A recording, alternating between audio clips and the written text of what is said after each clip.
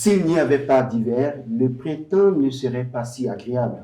Si nous ne goûtions pas à l'adversité, la réussite ne serait pas tant appréciée, disait Anne Bradstreet, écrivaine et poétesse américaine.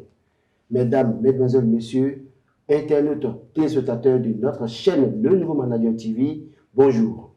Désormais, aux commandes de votre émission, je voudrais d'entrée rendre grâce à l'Éternel des armées, remercier tous ceux qui ont œuvré pour que ce jour soit, notamment le patron de cette chaîne, Bounès Ali Soutin, et puis mon ami de tout le temps, Marc Goudjano.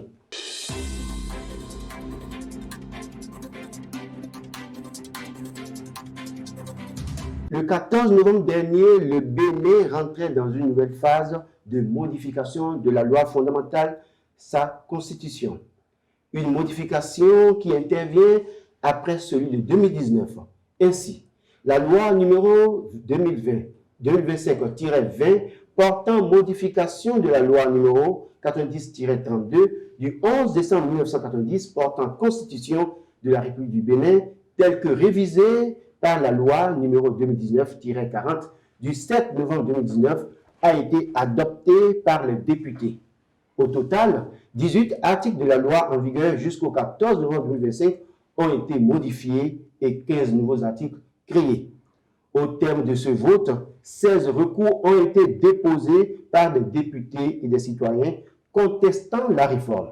Mais à l'arrivée, saisie par le président de la République, la Cour constitutionnelle, dans sa décision DCC 25-293 rendue le 12 décembre 2025, consacre la validité juridique de la réforme constitutionnelle et met fin au contentieux autour du test. La loi a été promulguée par le chef de l'État, Patrice Talon, le 17 décembre 2025. Le vin est tiré, il faut le boire, dirait l'autre. Mais quelle est la qualité de ce vin et quelles pourraient en être les implications? Nous en parlons dans cette émission. Nous reviendrons également sur le coup d'État déjoué du 7 décembre 2025. Que faire pour que plus jamais cela n'arrive au Bénin? Une fois encore, bienvenue et merci de prendre désormais le rendez-vous avec moi. En studio, aujourd'hui, je suis avec mes confrères Yadafou Koutiémen et Herman Parfait Aniamboussou, tous deux journalistes, analystes politiques. Chers confrères, bonjour. Bonjour, cher. Merci pour l'invitation. C'est moi.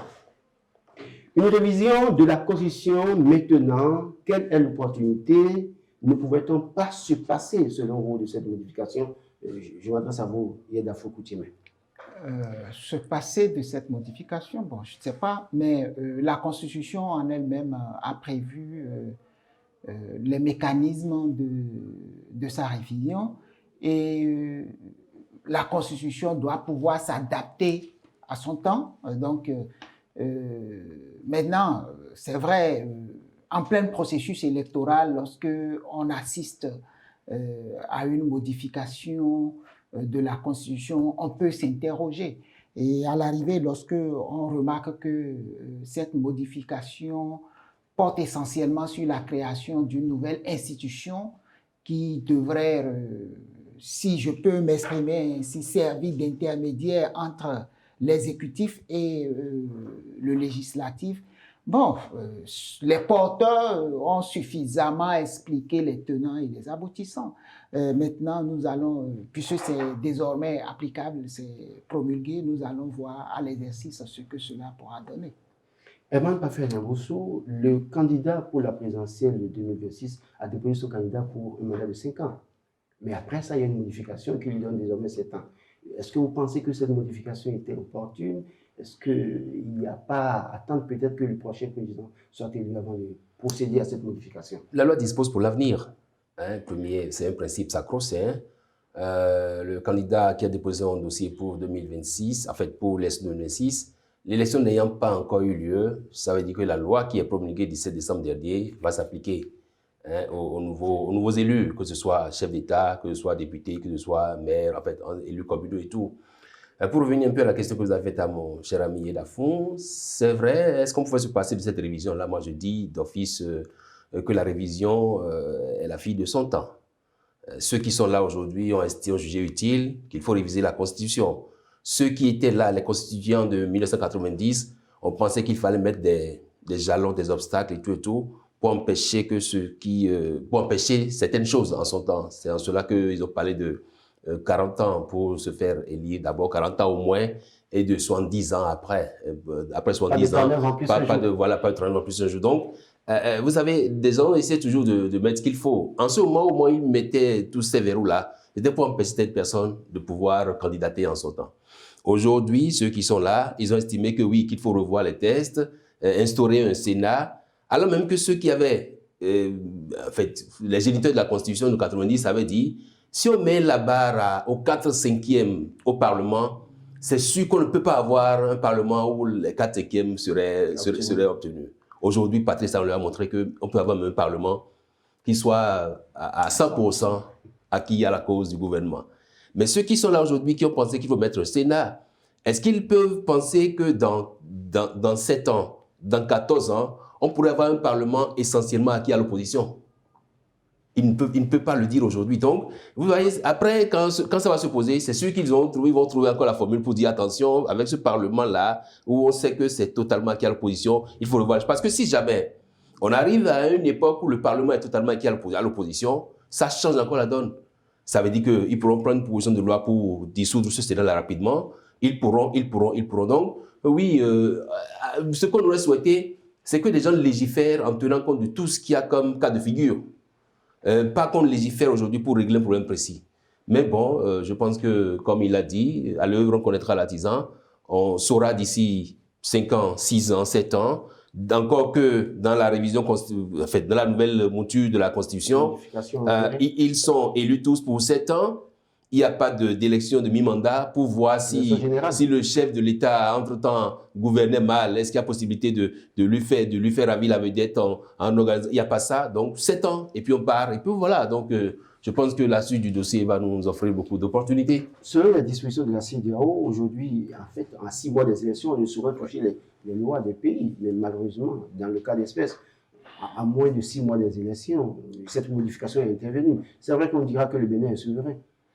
La CEDEAO dit à 6 mois, on ne peut pas toucher les lois qui organisent les élections.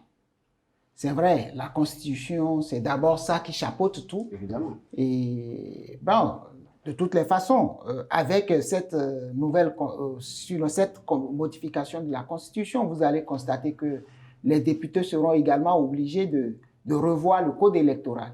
Maintenant, vu le timing, ils ne pourront pas le faire avant les élections législatives. Peut-être qu'ils vont le faire juste après leur installation en février, je crois. Sinon, bon, actuellement.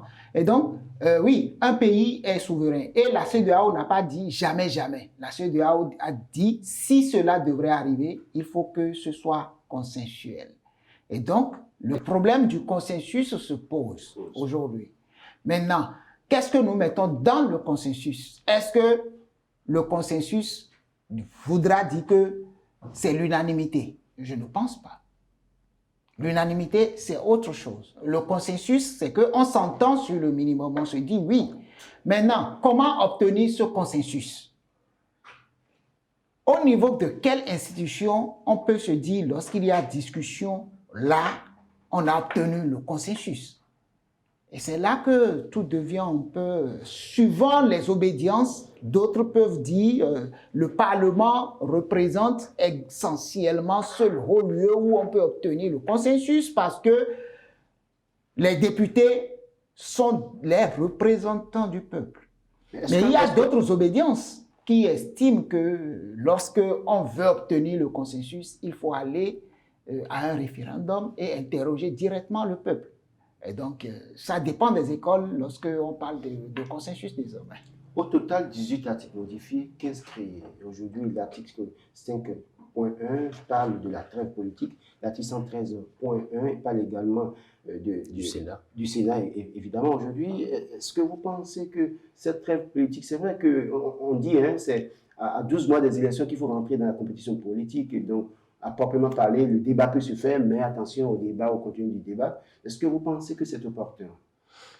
Très politique pour que les acteurs politiques ne soient pas dans une campagne électorale. Oui, il a tenté d'expliquer face à la presse, il a tenté d'expliquer pourquoi est-ce qu'il a voulu cette trêve-là, pour empêcher que les acteurs politiques soient D'abord, est-ce que vous êtes dans convaincu une campagne. de l'explication du chef de l'État? Oui, ce que moi je retiens de ce que le chef d'État a dit, c'est qu'il nous a montré qu'il était pratiquement le géniteur de cette modification-là.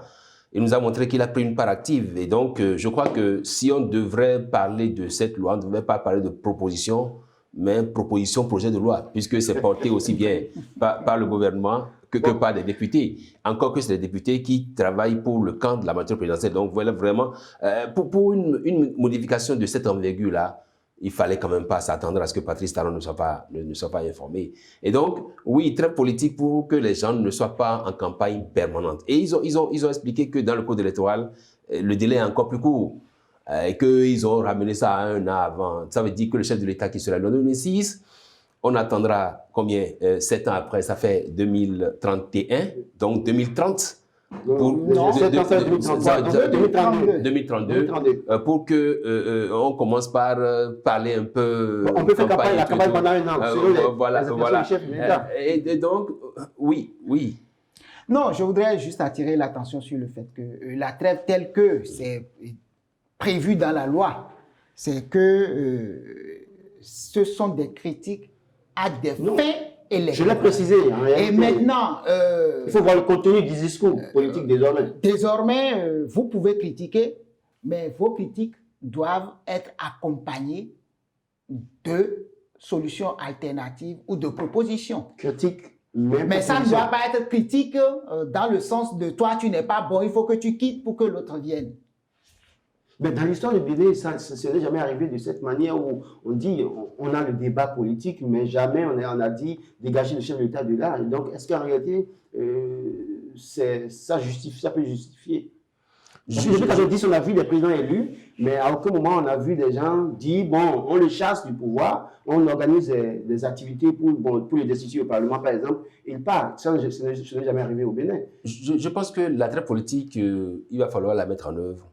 Ou alors nous donner des exemples. Patrice Talon a parlé. Il faut l'expérimenter. Patrice Talon a parlé de Meroko Konou, Tokle Konou, Meroko Konou et tout, un élu qui empêche les gens de respecter des décisions du gouvernement par rapport à ça et tout. Et il faut qu'il réponde devant le Sénat ou devant les instances et tout et tout. Je pense que très politique pour moi, c'est vrai que ça jette d'ailleurs une certaine peur dans le monde des médias.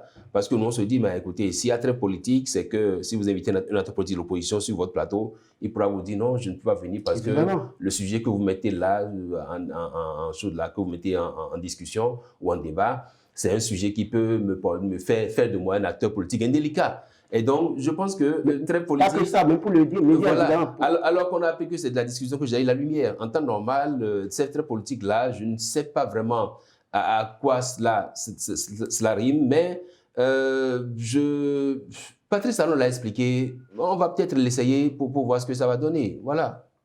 Donc, est-ce que vous avez été convaincu par les explications du chef de l'État? Moi, j'ai lu l'article 5.1 qui est créé. Oui, qui parle de la trêve. Donc, moi, je ne me fie pas seulement aux explications. J'ai lu l'article. Et c'est pour cela que je dis, l'article dit explicitement, il faut faire des propositions. C'est-à-dire, vous n'êtes pas, on n'interdit pas la critique pour le cas d'espèce, puisque la loi est entrée en vigueur désormais. Donc, pendant les 6 ans, donc juste après la proclamation des résultats définitifs de l'élection du président de la République, donc juste après ça, les opposants officiellement doivent pouvoir critiquer, mais accompagner de propositions ou des alternatives. Mais les activités, c'est-à-dire les activités politiques à but électoraliste, c'est ce que j'ai compris, c'est cela qui est, semble-t-il, prohibé pendant la période, puisque lorsque vous continuez la lecture, vous vous rendez compte qu'on a dit, en conséquence, c'est parce qu'on a souhaité que la critique soit constructive qu'on a dit, en conséquence, on souhaite une trêve de l'opposition factuelle, c'est-à-dire l'opposition de facto, je m'oppose à tout, comme on le dit, une trêve pour ça là, et juste avant un an ou 12 mois avant les élections, chacun peut encore commencer par dire, bon, lui, il est mauvais sans jamais faire de propositions et autres. C'est ce que j'ai compris. Au titre 3 de cette modification, à l'article 113.1, il est institué le Sénat. Le Sénat aujourd'hui qui se réunira 4 fois de l'année, des sessions de 21 jours. La première session s'ouvre une semaine après l'ouverture de la première session parlementaire et la seconde session en fait s'ouvre à 3 semaines avant la fin de la première session parlementaire. Ne voyez-vous pas un Sénat qui fera du marquage à la culotte pour le Parlement béninois?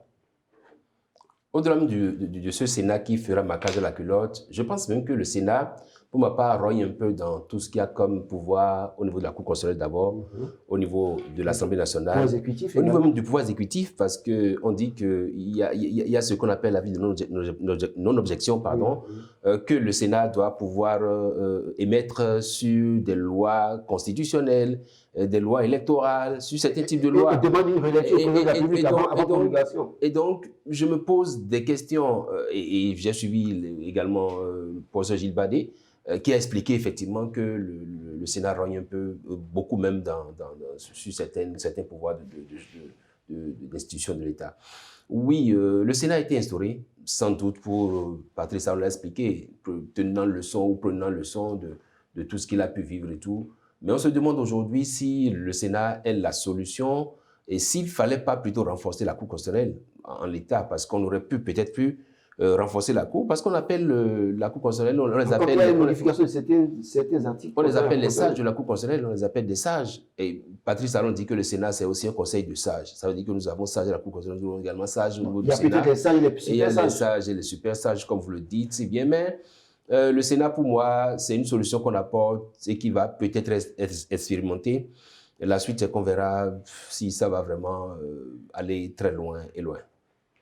Oui, le Sénat qui fonctionne de cette manière. Le Sénat, moi, je trouve que l'avènement ou l'instauration de ce Sénat n'est que les conséquences ou une conséquence du rejet de la révision, de la proposition de révision de 2017 qui avait suggéré de renforcer les pouvoirs de la Cour constitutionnelle à l'époque, avait suggéré que les anciens chefs d'État soient membres d'office de la Cour constitutionnelle, mais malheureusement, cela a été refusé. Et je crois que ces aspects de renforcement du pouvoir de la Cour constitutionnelle de l'époque ont été transférés à la Cour, au Sénat.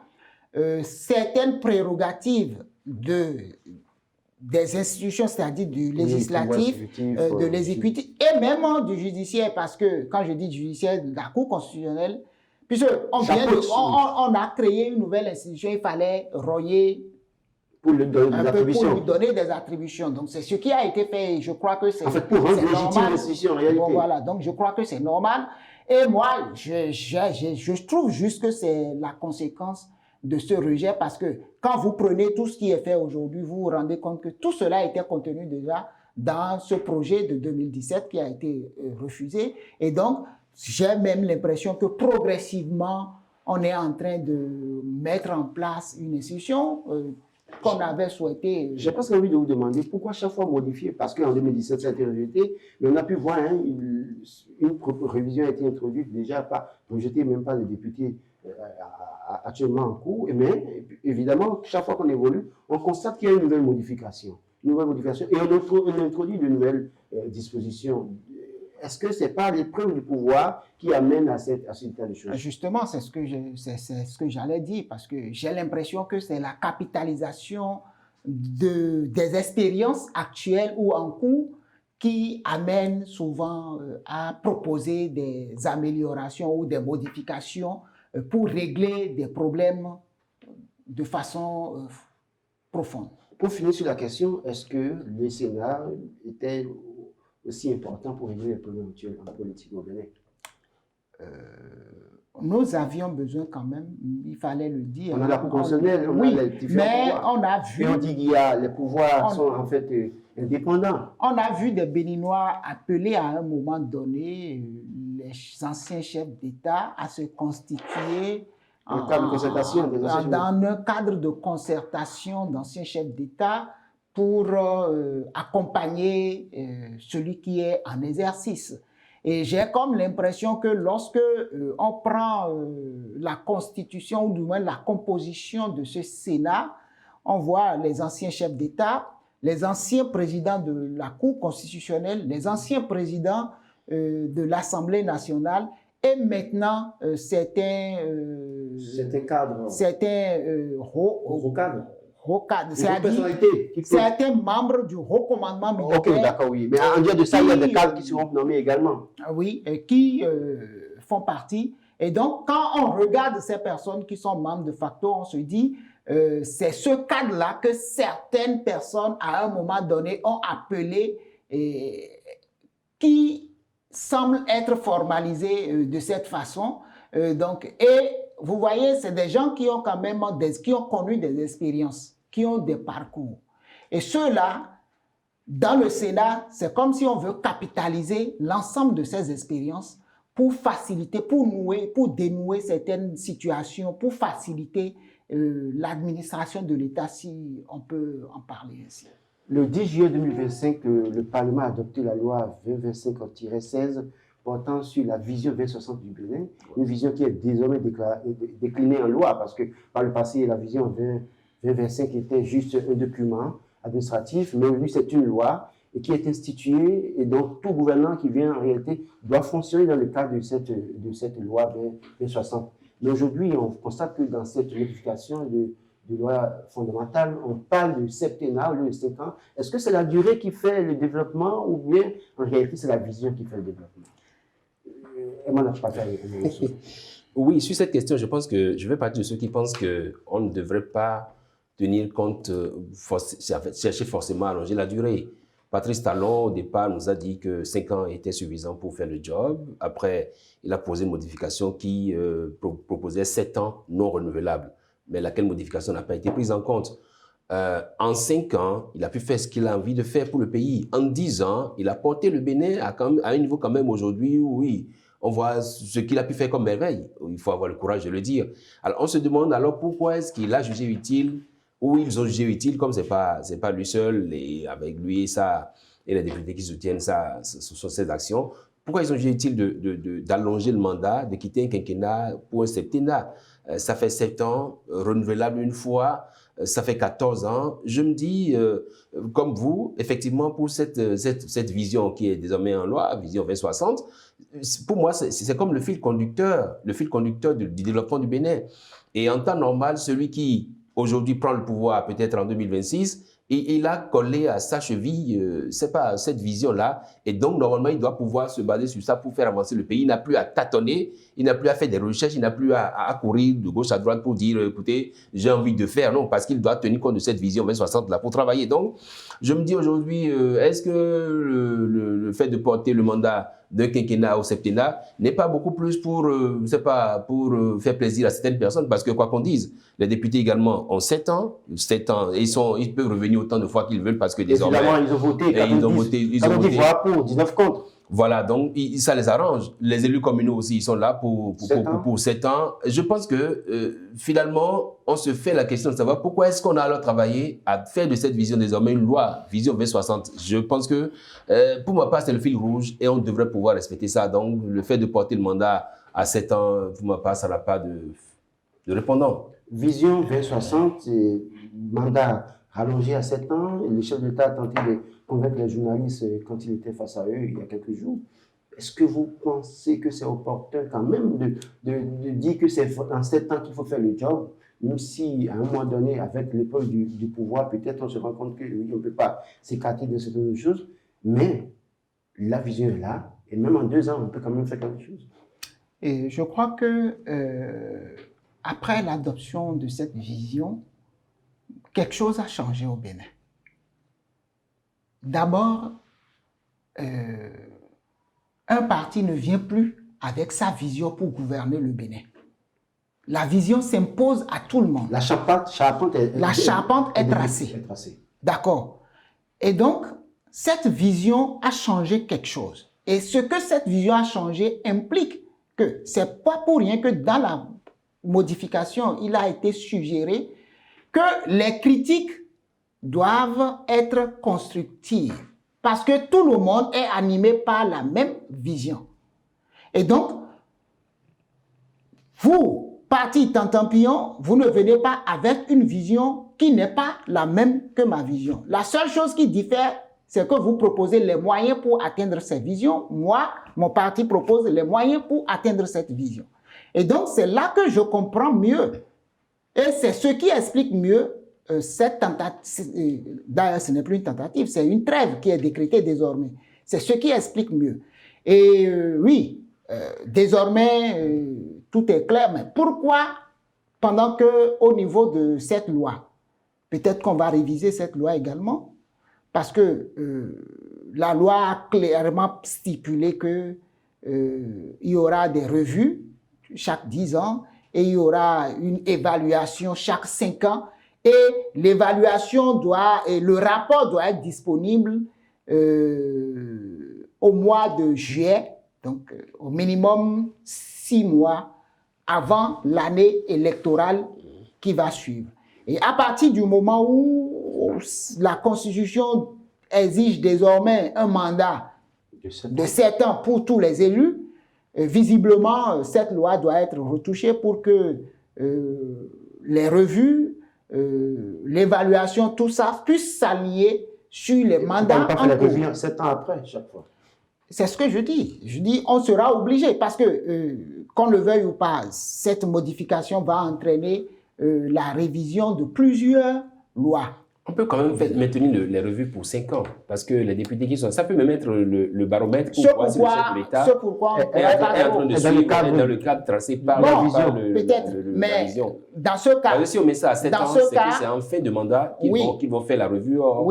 Ça ne va pas. C'est l'objectif dans la loi. Parce que la loi dit 5 ans et le rapport doit être disponible 6 mois avant l'année électorale. Si on ne révise pas, cela suppose qu'il y a une contradiction entre cette loi et les mandats. Parce que l'année électorale, ce n'est plus tous les 5 ans, ça devient 7 ans. 7 ans. Voilà. Je pense quand même que ça obéit à la logique la tient. Parce que vous avez dit le rapport, comment dit-on, que la revue se tient chaque 5 ans. C'est ça. Et le rapport elle est disponible avant. 6 mois avant les élections. Ça veut dire que si on a 7 ans. Donc, si on fait la revue à 5 ans, ça veut dire qu'on a un an, maintenant un an, 4. Ça fait 2 ans. Oui. Oui, non, 2 ans, 6 mois, 2 ans et demi. De toute façon, déjà en 2031, on peut faire la revue et déjà mettre à disposition avant 2033. Avant 2033, c'est possible. Oui. Ce qui supposera, si on le fait comme ça, la revue de 2000, il y aura une revue en 2035, juste après les élections.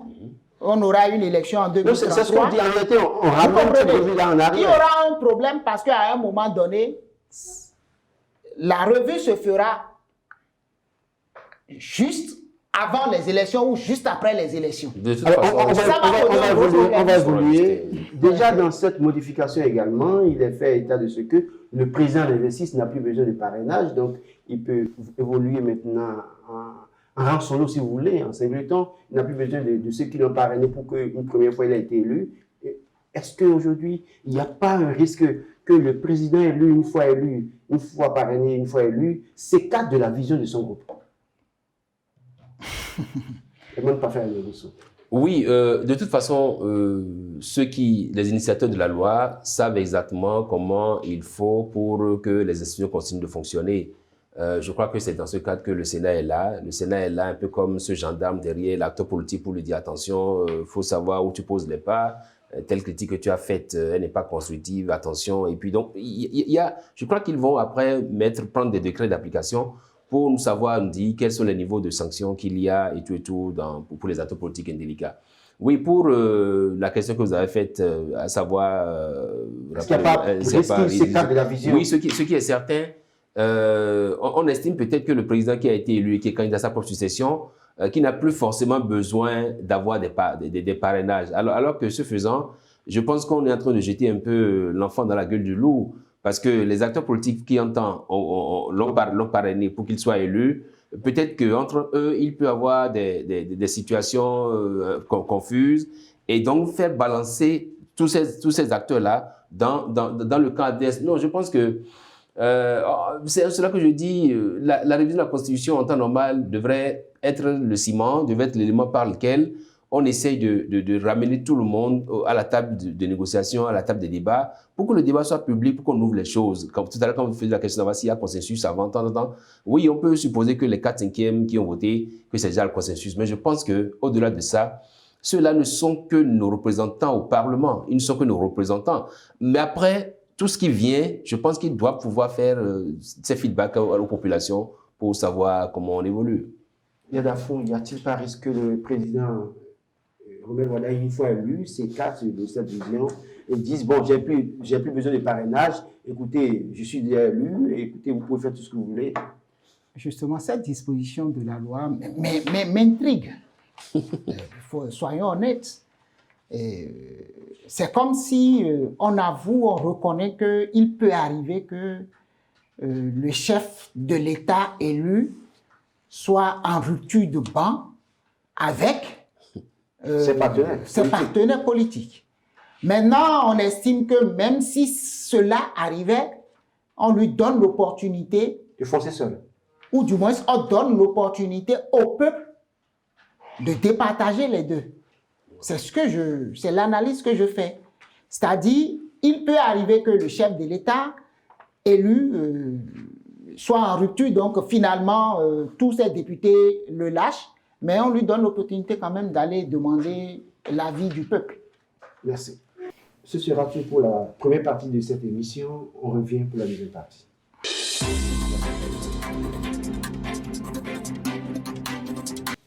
Deuxième sujet de cette émission, peu s'en fallait, le Bénin aurait basculé dans un régime militaire. Une option refusée par le peuple béninois depuis la conférence des forces vives de la nation de février 1990. Le dernier coup d'État intervenu au Bénin remonte à l'année 1972.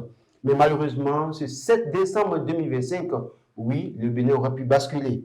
Et quand on prend du recul aujourd'hui, que dire de cette tentative malheureuse? Quand on prend du recul, on peut dire que c'est une tentative qui reste malheureuse. Effectivement, on peut dire effectivement que Dieu aime le Bénin pour qu'on ne tombe pas dans les mains de ces militaires-là. Dieu aime-t-il le Bénin plus que les autres pays? Le Bénin a une âme, de toute façon. Et donc, chaque pays... Dieu sait quelle place chaque pays occupe dans son cœur. De toute façon, ne me laissez pas aller sur ce terrain-là. Mais toujours est-il que pour quelqu'un, quand même, je ne dis pas que je suis trop âgé, mais il y a des situations qu'on a vécues dans ce pays. Les simples faits qu'on a vécus pendant l'époque qui précédait la conférence nationale nous ont montré comment est-ce que ça chauffe dans un pays quand les gens ont faim. Comment ça chauffe dans un pays quand le gouvernement n'arrive plus à contrôler ce qui se passe. Parce que je veux faire allusion à ce qu'on a vécu en 88-89 dans ce pays. Et tout. Ce qui a précédé la conférence nationale. Donc, oui, le fait que les militaires aient été repoussés, je pense que il faut louer Dieu pour ça. Maintenant, Patrice Talon, dans sa sortie, a parlé de failles. Je reviens également généralement sur cette expression-là. Si les failles ont été reconnues et identifiées, c'est ce qu'on fait pour qu'il n'y ait plus ces failles-là. On va revenir sur les failles. Voilà. Quelle appréciation faites-vous de cette malheureuse tentative qui a condamné, évidemment? Elle est malheureuse. Elle est malheureuse en ce sens que, vous voyez, dès que ça a été annoncé, les Béninois n'ont pas adhéré à la chose. Et c'est d'ailleurs cette position des Béninois, du peuple donc, qui a fait que ça a échoué. Si les Béninois avaient adhéré, comme on a assisté dans d'autres pays voisins, on ne serait pas là en train de dire ça. Donc, il faut saluer d'abord cette maturité du peuple béninois qui confirme l'option de 1990 qui dit plus jamais de coup d'État au Bénin. Alors, quand on suit les revendications de Poutis qui ont été repoussées et quand on suit la déclaration du chef de l'État au soir de cette malheureuse tentative, qui estime que ces revendications sont des revendications fallacieuses, avec un peu de recul, est-ce qu'il n'y a pas des choses sur lesquelles on peut se poser des questions? Bon, ces revendications, moi je ne veux pas la qualifier, mais ce n'est pas nouveau. Ce que nous avons entendu, ce n'est pas nouveau. non-participation de LD aux élections communales et puis présidentielles, nous savons tous et nous connaissons la position des AME. Nous connaissons donc la situation des AME, nous connaissons la position des acteurs et même un certain nombre de choses, nous connaissons. La situation des soja culturels soulevée par les poutistes également. Les débats qu'on entend tous les jours pratiquement. Donc, c'est des choses qui sont connues et c'est des débats qui sont sur la place publique et donc ces revendications ne sont pas nouvelles. Et donc, déjà, il y a sans doute, ça traduit donc un certain nombre de malaises. Ils ont juste relayé un certain nombre de malaises que certains acteurs économiques, je préfère... Peut-on dire qu'ils ont surfé sur un malaise? Oui, justement, c'est cela. Et sans doute, c'est à cause de cela que le chef de l'État semble qualifier tout cela de fallacieux. Est-ce que tenter... Et même pas faire un dessous. Oui. Est-ce qu'aujourd'hui, quand on regarde un peu la position du chef de l'État par rapport à ces revendications, et quand on regarde un peu le discours des Béninois avant les élections, et on a pu voir et observer comment les Béninois réagissaient, notamment certains acteurs sociaux aujourd'hui, est-ce qu'il n'y a pas matière de s'asseoir, de réfléchir et dire, oui, évidemment, à un moment donné, il y a des choses à améliorer? Pour analyser un peu cet angle d'analyse, il faut recourir rapidement au film des événements. Quand vous suivez ce que Patrice Talon a dit, ils étaient d'abord allés chez des généraux, et tout. Après, ils ont tenté d'assiéger un peu sa maison. Et quand ils ont raté, quand ils ont échoué à cette mission, ils sont allés à la SRTV pour annoncer qu'ils prenaient le pouvoir. Et donc, les éléments sur lesquels les putschistes ont surfé, c'était pour obtenir l'adhésion populaire. Ils savent qu'en disant situation des AME, les AME vont se dire waouh, on a des sauveurs et donc gagner les rues. Ils savent qu'en parlant d'acteurs politiques marginalisés, ils vont également entrer dans les rues, alors que c'est sans savoir qu'ils avaient déjà échoué de l'autre côté. Et donc, vous voyez, c'est des éléments, je crois qu'ils ont voulu jouer un peu sur la psychologie des Béninois en se disant voilà, nous sommes là pour vous défendre, nous sommes là pour vos causes, alors qu'en réalité, les faits AME, on le sait tous. La situation des démocrates, on le sait. Donc, ce n'est pas des faits nouveaux. C'est des choses sur lesquelles ils ont voulu surfer parce que, et c'est en cela que je salue ce sens de patriotisme des pasteurs et des prêtres qui, le jour-là, n'ont pas demandé à leurs fidèles de gagner les rues, par exemple. Sinon, on aurait assisté à des carnages dans ce pays. Donc, oui, ils ont voulu juste faire sur les choses. Patrice Talon fait bien de rappeler que c'est des revendications fallacieuses. Mais toujours est-il qu'il faut savoir tirer certaines leçons. Parce que si on permettait aux AME d'exprimer librement ces trucs-là, je ne vois pas pourquoi est-ce que c'est des militaires qui vont aller assiéger un plateau de télévision pour dire qu'ils portent des revendications qui, en fait, ne les concernaient pas du tout. Je pense qu'il y a des leçons à tirer. Leçons au plan sécuritaire, leçons au plan de la vie politique, leçons au plan social et tout. C'est vrai, sans remettre en cause le processus qui est déjà en cours, mais on peut toujours essayer de colmater les brèches. Un coup d'État, c'est à condamner avec toute la dernière rigueur, mais est-ce qu'aujourd'hui, il n'y a pas de nécessité de s'asseoir et de discuter? Parce que déjà, même les dernières décisions de la CEDEAO font état de ce qu'il faut un dialogue. Et même si on ne peut pas arrêter le processus en cours pour une élection inclusive, pour des élections inclusives, est-ce qu'il n'y a pas nécessité de voir à travers ces revendications des putschistes en griffe le débat des Béninois et la situation, les recommandations de la CEDEAO et organiser un dialogue ou trouver le mécanisme de s'entendre et de discuter? Et quel type de dialogue voulons-nous? Ça va prendre quelle forme? Est-ce que nous voulons... Il faut poser la question aux acteurs politiques. Est-ce que nous voulons... Parce que autant que nous sommes ici, nous discutons avec des acteurs politiques et nous savons que dans l'optique, ils veulent quand même un truc genre conférence nationale bis. Il ne faut pas qu'on se le cache. Est-ce que c'est cela l'option pour le Bénin aujourd'hui?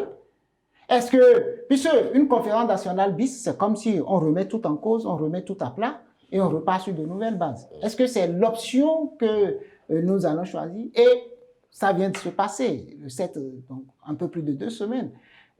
Est-ce que c'est déjà trop tard pour organiser cette rencontre ou ce dialogue ou quel autre? Le dialogue peut se passer également au Parlement. Le dialogue, ça peut se passer, les acteurs politiques qui ne s'entendent pas peuvent s'appeler entre eux. Donc, il y a plusieurs formes que ce dialogue peut prendre. Aujourd'hui, bon, c'est vrai, c'est souhaitable et nous appelons tous à ce que les acteurs politiques puissent s'entendre sur le minimum. C'est ce que nous appelons. Maintenant, ça va prendre quelle forme? On ne sait pas. Moi, je pense il y a un dialogue qu'on a vu dans ce pays, des acteurs invités qui ont boycotté cette séance. Aujourd'hui, il est question, oui, c'est vrai qu'on parle de conférence, certains parlent de conférence nationale bis, alors qu'en réalité, la situation 89 n'est pas assimilable à la situation de 2025-2024, parce qu'en 89, il y avait une cessation de salaire, paiement de salaire, avec tous les problèmes sociaux qu'il y avait. Oui, donc, oui, avec banqueroute, autant de choses. Mais aujourd'hui, on n'a pas ces problèmes. Le seul problème que, en tout cas, on semble avoir, peut-être les deux problèmes qu'on semble avoir, c'est peut-être quelques problèmes sociaux et des problèmes politiques. Est-ce qu'aujourd'hui, on ne peut pas trouver alors la formule de discuter? Je prends les formules de la CEDEAO comme étant des recommandations de principe. Quand ça se passe comme ça, tout ce que la CEDEAO fait, c'est de vous inviter à un dialogue, c'est d'inviter les acteurs politiques à aller s'entendre et tout, pour quand même montrer que oui, qu'elle est à l'écoute de ces CEDEAO-là. Alors que, pour ma part, il s'agit d'un médecin après la mort, parce que le Bénin est engagé dans le processus depuis quelques semaines déjà, tout évolue comme cela se doit et tout. Mais l'acteur politique béninois aujourd'hui, à quoi est-ce qu'on peut le comparer? Est-ce que l'acteur politique, c'est celui-là vraiment qui aime son pays ou il adore d'abord ses poches? Est-ce que l'acteur politique béninois aujourd'hui, je pense que l'acteur politique béninois, ce n'est pas les Hubert Maga qu'on a connus, ce n'est pas les, comment dit-on, les Aromadébé qui effectivement avaient chevillé au corps le Bénin et qui voulaient tout faire pour que le Bénin avance. Les Midenis, aujourd'hui, vous avez des acteurs politiques qui sont prêts à changer de veste, c'est-à-dire qu'ils portent des vestes double face, automatiquement, le lendemain, ils changent, ils sont prêts. Et donc, de quel acteur politique parle-t-on? Ils veulent faire quoi? Quand il a été question de porter le mandat de 5 à 7 ans, tout de suite, vous avez vu quand même rapidement, parce qu'ils savent que ça les arrange. Donc, je pense qu'à faire d'acteurs politiques, c'est à cela que je dis, en même temps qu'on ne veut pas qu'il y ait des acteurs politiques carriéristes, quand on porte le mandat à 7 ans, c'est comme si on travaille à ce que des gens s'asseyent, deviennent après dire, après, moi, je suis comme fonction de ces députés. Non, je pense qu'il faut travailler à ce que cette nouvelle classe, cette classe-là, soit rapidement éteinte par une autre nouvelle classe politique de jeunes qui vraiment adorent le pays. Mais il y a des anciens qui sont encore là quand même. Oui, mais les anciens sont là, bon, peut-être. C'est pour ça que je dis, on va pas les bouter dehors, pas les bouter dehors, mais il faut quand même travailler à ce que on ait un renouvellement de la classe politique parce que les acteurs politiques actuellement n'aiment que eux-mêmes, ils n'adorent que eux-mêmes et c'est pas encore le Bénin qui est leur préoccupation, c'est ce que je pense. Quand on regarde un peu la situation aujourd'hui, c'est vrai, même si on n'organise pas un dialogue politique, il y a Wadaï qui sera forcément, sauf miracle ou cataclysme, ce qui sera élu président en 2026. Est-ce que vous ne pensez pas qu'il faut penser peut-être, en tout cas envisager un gouvernement d'union en intégrant quelques autres acteurs qui ne sont pas de la mouvance? Peut-être que ça pourrait contribuer à atténuer un peu les tensions politiques. Ça, c'est un souhait. Mais la loi dit quoi? Lorsque vous vous déclarez opposant, si on veut un gouvernement d'union, dans ce cas, il n'y aura plus d'opposants.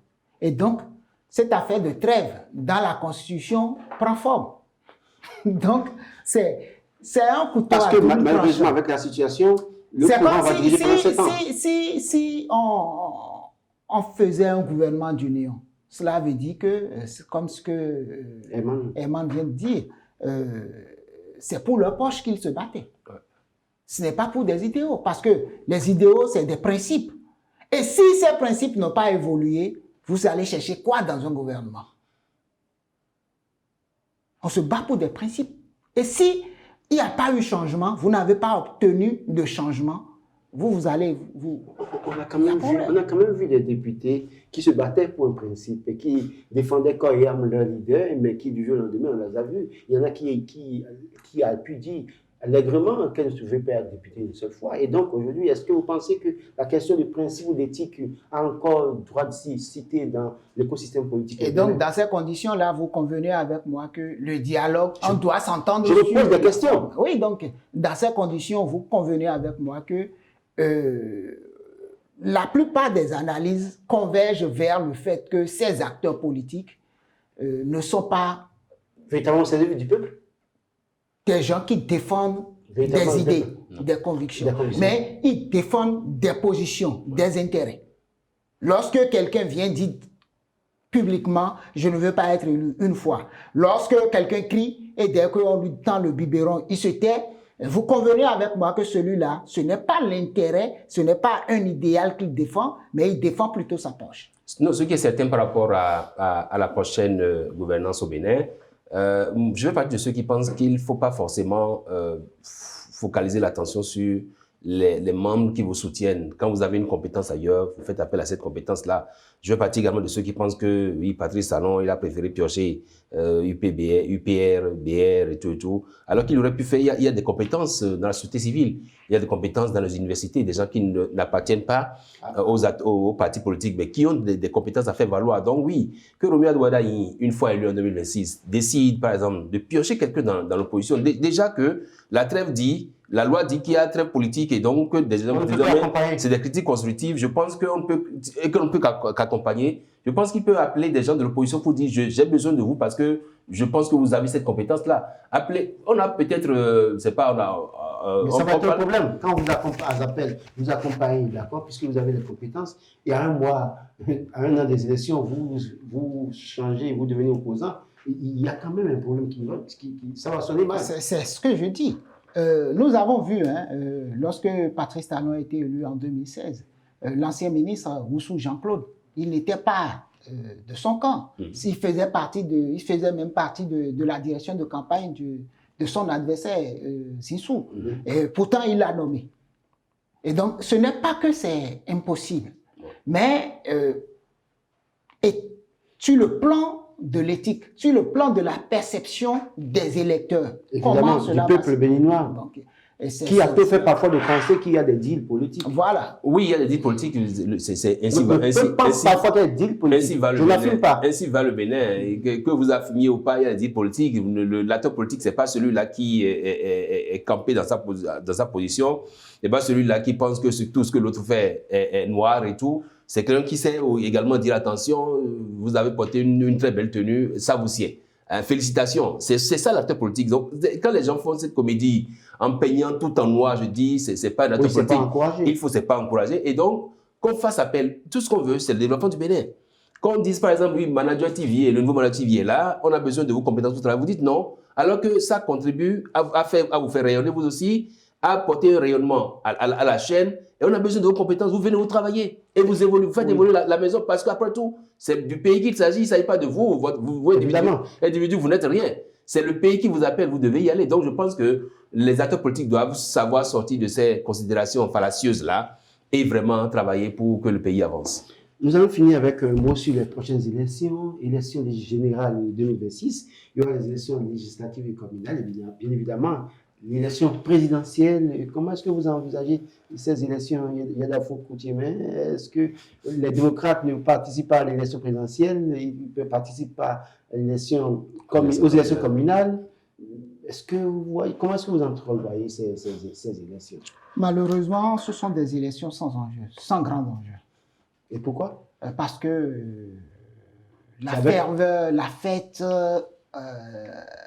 à laquelle on a l'habitude d'assister n'aura pas lieu. Pour preuve, on est à peine à moins de 3 semaines des élections. Mais est-ce que vous avez l'impression qu'il y a élection dans ce pays? Dans 3 semaines, le 11 janvier, il y aura élection. Est-ce que vous avez l'impression qu'il y aura élection? Non. Parce que les enjeux sont ailleurs. Il n'y a pas de débat, il n'y a pas de... Donc, c'est terne. Est-ce que c'est l'absence de concurrents potentiels? Il y a d'abord cela. L'absence de concurrence sérieux. Qui porte l'adhésion populaire d'une classe populaire. Il n'y en a pas. Et il y a les sceptiques qui portent l'adhésion d'une partie du peuple. Oui, c'est pour ça que j'ai parlé de classe. Donc, et ça laisse les gens sceptiques. Et vous connaissez le Béninois. Lorsque il a envie de participer à quelque chose et que son ami n'y est pas, peut-être pour 2 élections, et c'est une élection. Et dans ces conditions, prenons l'exemple du parti, les LD. Il y a 2 élections le même jour, le 11, élection communale et puis élection législative. Vous pensez que ce parti-là a de chance quand on sait que les élections communal. Ça participe même à la désignation des délégués de quartier et de village. Vous pensez que les gens qui ont l'ambition pour être chef quartier ou chef village, ils vont laisser ils vont laisser là où ils ont de chance pour aller dire qu'ils travaillent pour un parti qui n'a pas la possibilité de leur offrir cela? Il y a un problème. Et c'est ça, et c'est pour ça que je dis qu'il n'y a pas grand enjeu. Doit-on comprendre qu'il y aura probablement un boycott même et que ça pourrait affaiblir peut-être les chances? Bon, écoutez, le défi pour ces élections, pour moi, ce sera le taux de participation. Ce sera le taux de participation. Sur quoi le gouvernement travaille actuellement avec tous les acteurs et même la société civile doivent travailler à cela. Élection pour moi sans enjeu.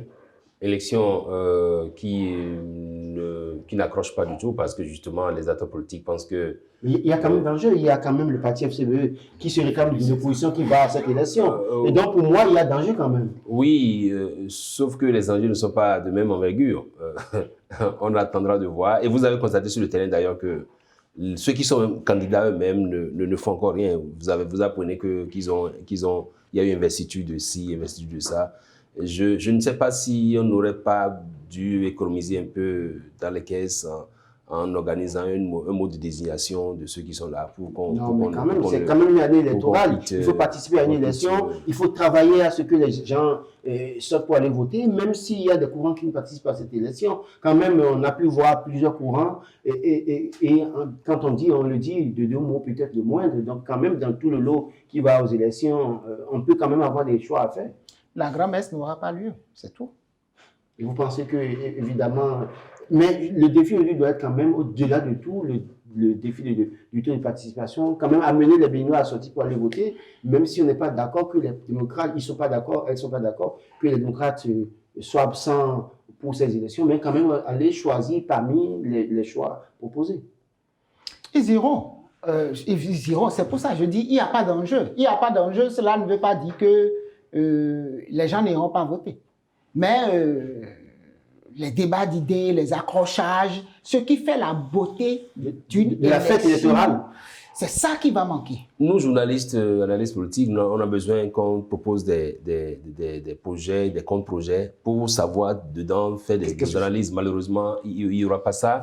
On va faire avec ce qui est là et comme le dirait l'autre, on avance. Merci à chacun de vous. Ce sera tout pour cette émission que je vous remercie d'avoir suivi. Je termine cette émission par cette déclaration de l'ancien secrétaire général des Nations Unies, Kofi Annan, quand il acceptait le prix Nobel de la paix à Oslo en 2001. Je cite, j'ai essayé de placer l'être humain au centre de tout ce que nous entreprenons, de la prévention des conflits au développement et aux droits de l'homme. Merci et à bientôt.